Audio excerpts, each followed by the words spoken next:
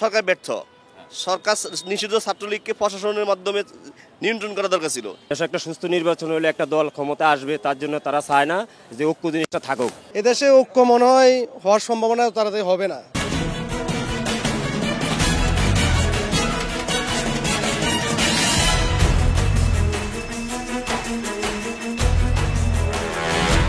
দর্শক শুভেচ্ছা। ক্ষমতা নাকি জনতা, আপনি কোন পক্ষে? আমি কিন্তু সাধারণ মানুষের কথা শুনতে আজকে এসেছি রাজধানীর খিলক্ষেত এলাকায়। আমি আসিফ সুমিত, একুশে টেলিভিশনের নিয়মিত আয়োজন জনতার কথা অনুষ্ঠান নিয়ে আজকে সাধারণ মানুষের কথা শুনবো বেশ কয়েকটি প্রসঙ্গে। শুরুতে সাধারণ মানুষের কাছে যে প্রসঙ্গে যেতে চাই, আমরা দেখলাম সম্প্রতি গোপালগঞ্জ এবং সচিবালয়ে নাশকতার ঘটনার পরে হেফাজতে ইসলাম বলছে যে ছাত্রলীগের নাশকতা ঠেকাতে ব্যর্থ হয়েছে সরকার। মূলত সাধারণ মানুষ এ বিষয়ে কি মনে করেন? সরকার ব্যর্থ। সরকার নিষিদ্ধ ছাত্রলীগকে প্রশাসনের মাধ্যমে নিয়ন্ত্রণ করা দরকার ছিল, কিন্তু সরকার ব্যর্থর কারণে বিভিন্ন জায়গায় ছাত্রলীগ এভাবে আবার মাথাছাড়া দিয়ে উঠছে।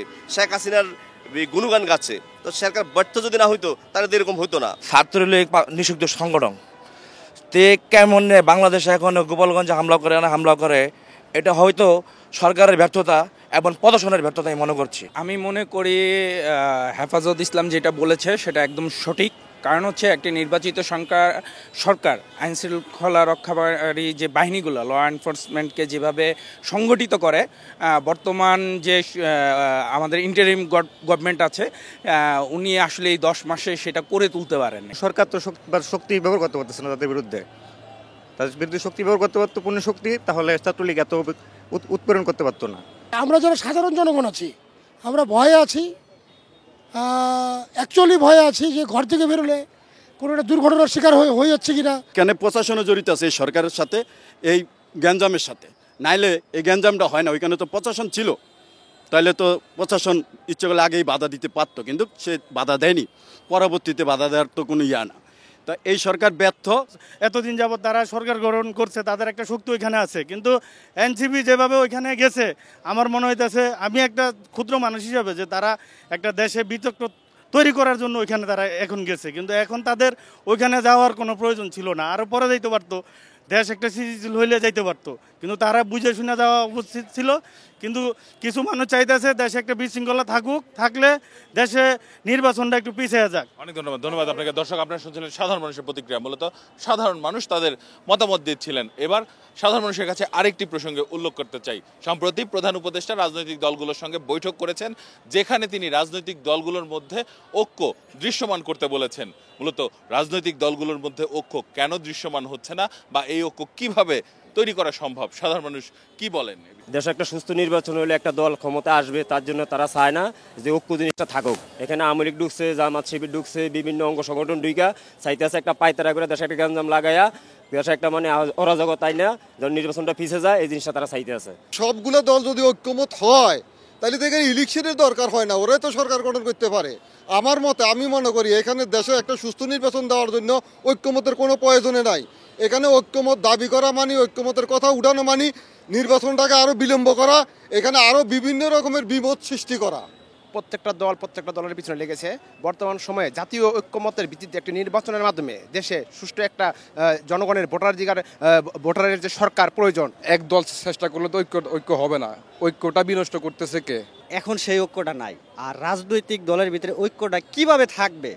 আপনি এখন আজকে প্রধান উপদেষ্টা হয়েছেন, আপনার পাশের উপদেষ্টাকে দিচ্ছেন হলো গিয়ে আপনারা দল গঠন করার জন্য। যখন একটা উপদেষ্টা আপনি দেশ চালানোর জন্য কিছু সময়ের জন্য আপনাকে আমরা দিয়েছি, সেই জায়গায় আপনি কিভাবে দল গঠন করেন? সেখানে কোনো দল গঠন করার প্রশ্নই আসে না। এদেশে ঐক্য মনে হয় হওয়ার সম্ভাবনা তাড়াতাড়ি হবে না। কারণ মূল জায়গায় যিনি আছেন ডক্টর মোহাম্মদ ইউনূস সাহেব, উনি ইচ্ছা করলে করতে পারে, কিন্তু উনি কেন করতেছে না, কি কারণে করতেছে না, আসলে আমরা তো সাধারণ মানুষ বুঝতেছি না। 5 তারিখের আগে জামাত শিবির বলেন, এনসিপি বলেন, বিএনপি বলেন, সবাই কিন্তু একসাথেই ফাইট করেই কিন্তু এই স্বৈরাচার হাসিনাকে নামানো হয়েছে। তো ঐক্যটা নষ্ট হচ্ছে কিভাবে? আপনার এইখান থেকে কিছু পয়েন্ট আছে। তো ভোটের রাজনীতি যখন আসছে তখনই কিন্তু আমরা দেখলাম যে ঐক্যের একটা টানপোড়ান শুরু হইল। এর মধ্যে প্রথম ছিল যেমন এই জুলাইয়ের ক্রেডিট প্রথমে এনসিপি নিতে চাইলো একা, তো এরপরে আসলো ছাত্রদল, এরপরে আসলো জামাত। তো সবাই দেখা যেতেছে কেউ কাউরে ক্রেডিট দিতে চাচ্ছে না। এইখানে প্রথম ঐক্যের ফাটলতা শুরু হইল। তার এর পরবর্তীতে আসলে দেখা যাচ্ছে যে যেমন বিভিন্ন মানে সংস্কারের যেমন পিআরটা এই দেশের মানুষজন বুঝেই না, আমি নিজেই বুঝি না। পিআরের ব্যাপারটায় আপনি কিভাবে আপনি ঐক্যমত্যতায় আসতে পারবেন? পিআরটা তো সাধারণ জনগণ চাইই না, সাধারণ জনগণই তো পিআরটা বোঝে না। তো এই ক্ষেত্রে আপনি ঐক্যমতটা কিভাবে আনবেন? ঐক্য কিভাবে আপনি আপনার স্বার্থ নিয়ে আগাইবেন, আরেকজনের স্বার্থ নিয়ে আগাইতে চাচ্ছে। বিভিন্ন দল বিভিন্ন ফাইটার চেষ্টা করার জন্য, লাভের জন্য বিভিন্ন কাজ করতে চাইতে। অনেক ধন্যবাদ আপনাকে। দর্শক, আপনারা শুনছিলেন সাধারণ মানুষের প্রতিক্রিয়া। সাধারণ মানুষ কিন্তু তাদের ভাবনাগুলো অসাধারণ, তাদের চিন্তা অনেক সূক্ষ্ম ও গভীর। দর্শক, জনতার কথা দেখতে প্রতি শনি, রবি, মঙ্গল এবং বুধবার চোখ রাখুন 21 টেলিভিশনে। সঙ্গে থাকবো আমি আসিফ সুমিত।